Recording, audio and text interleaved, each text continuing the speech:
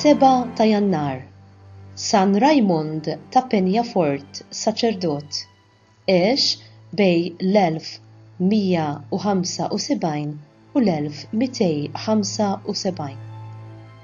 San Raimond twieled f'Katalunja, Spanja, għand familja prominenti. Kien intelligenti ħafna u ta' 20 sena kien ġa beda jgħallem il-filosofija f'Barcellona. Fl-1210 mar Bologna, belt fl-Italja, fejn l-1216 laħaq avukat fil-liġi ċivili u kanonika. Fl-1219 l-isqof Berengarju ta' Barcellona sejjaħlu f'pajjiżu u għamlu kanoniku tal-katedral u vigarju tad-djoċesi. Fl-1222 daħal fl-Ordni Dominikan meta kellu 47 sena.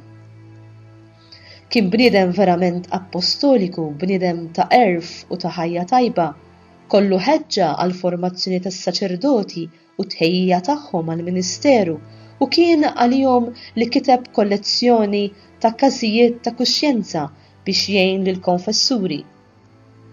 U għen lil San Pietru Nolasco biex iwaqqaf l-ordni tal-Madonna tal-Ħniena Merċendari li l-għan prinċipali tiegħu kien li jifdi lill-Sira.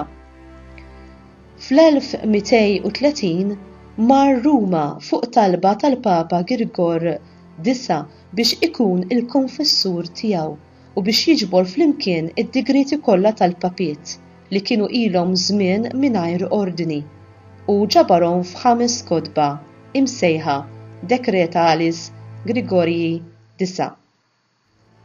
Fl-1235 il-Papa ħatru isqof ta' Tarragona, iżda l-qaddis tant maħax gost b'dan l-unur u pis li marat u l-Papa kellu jħallih jirritorna lejn pajjiżu bħala sempliċi patri biex jirkupra saħħtu. Fl-1238 ġie elett minħutu l-patrijiet biex ikun il-ġeneral tal-ordni, it-tieni wieħed wara San Dominku. Kien hu li ħajja lil San Tumas t'Aquinu biex jikteb is-Summa Contra Gentilis, ir-riżenja minn ġeneral fl-1240 meta kellu 65 sena. Kellu ħafna l-qalbu l-appostolat fost il-lut, għen il-missjonijiet li l-patrijiet merċendari u oħrajn kellhom fl-Afrika ta' fuq għal-fidi tal-Ilsira Nsara u wera ħeġġa kbira fid-dialogu mal-Misilmin. Minħabba fekk kien iħajjar il-missjonari biex qabel ma jmorru fost il-Misilmin jitalmu l-Arbi u l-Koran. San Raimondu ta' Peñafort għex sakemm kellu 100 sena. Miet f'Barcellona fis-6 ta' Jannar tal-1275. Iddikjaraħ qaddis il-Papa Clement VIII fid-29 ta' April tal-1601 u l-qaddis protettur tal-kanonisti, jiġifieri dawk li jistudjaw il-liġijiet tal-Knisja.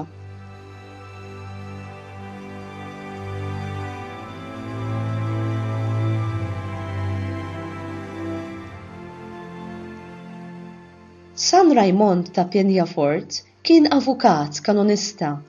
Il-liġijiet idealment jiddikjaraw dawk l-affarijiet li huma għall-aħjar interess ta' kulħadd u jiżguraw li id-drittijiet ta' kulħadd ikunu salvagwardjati. Minn Raimond nistgħu nitalmu r-rispett lejn il-liġi bħala mezz biex iservi għal ġid komuni.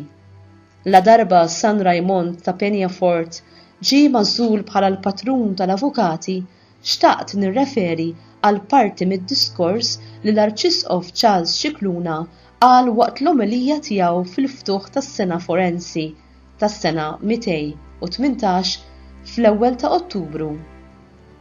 Il-ħajja morali hija dik li tevita il-ħażin u tagħmel it-tajjeb. Intom tifhmu li biex bniedem ikollu l-virtù tal-ġustizzja għandu bżonn ħafna għaqal, ħafna rażan u ħafna qawwa. Il-virtù kardinali tal-ġustizzja l-ewwel nett tqis lil proxmu b'dinjità u b'rispett. Tagħti lil kulħadd skont kif imissu. Jeħtieġ li nkunu għaddejja tal-ġustizzja u niddefendu lil poplu mill-arroganza tal-poter u mill-inġustizzja. Meta Ġesu rrid jispjega lid-dixxipli id-don tal-Ispirtu Santu u n-natura tiegħu u rrid jispjega wkoll kif se jgħinhom, uża dan it-terminu sabiħ, advocatus, dak li inti issejjaħ biex ikun miegħek fil-mument meta għandek bżonn il-faraġġ, il-kunsill, id-dawl u l-parir it-tajjeb. L-eżami tal-kuxjenza li rridu nagħmlu huwa jekk xogħolna huwiex jagħti frott ta' ġustizzja.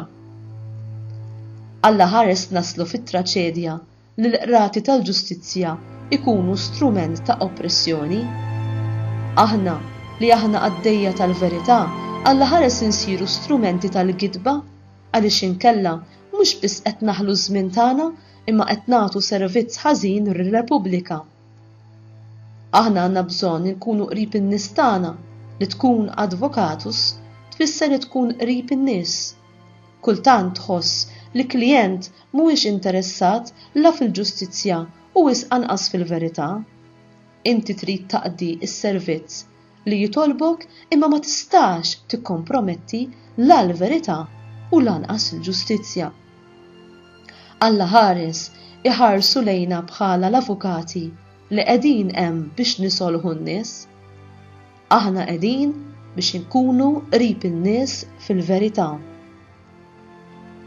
U int, kemm int ġust jew ġusta fir-relazzjonijiet tiegħek mal-oħrajn, id-dar mal-familjari tiegħek, fuq ix-xogħol mal-kollegi tiegħek. Meta tiġi biex tieħu direzzjoni importanti, kif tiddeċiedi? Ejjew ngħixu s-sewwa u l-ġustizzja dejjem, anki jekk għal dan irridu nħallsu prezz. Bit-tama li la jasal il-waqt ikun Alla nnifsu li jiddefendi l-kawża ġusta tagħna u jdaħħalna mal-ġusti fis-sema. It-tama kompleta li ssir ġustizzja għandna npoġġuha fil-mulej u biss il-garanzija tal-paċi għalissa u għalli ġej.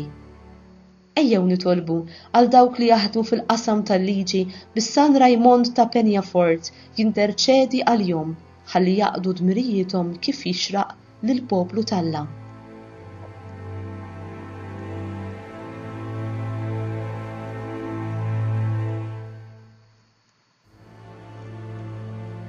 Aziz San Raymond ta' Peñafort, int bdilt id-dinja bit-talim tiegħek u l-Knisja bil-qdusija tiegħek. Itlob għalina biex aħna wkoll qatt inħallu din id-dinja aħjar milli nkunu sibnija, billi nikkomunikaw mal-bnedmin il-lingwa tal-fidi, tal-imħabba, tas-sewwa u l-ġustizzja li ġabilna Kristu, biex bħalek naslu għal mistrieħ ta' dejjem fis-sema. Bi Kristu Sidna. Amen.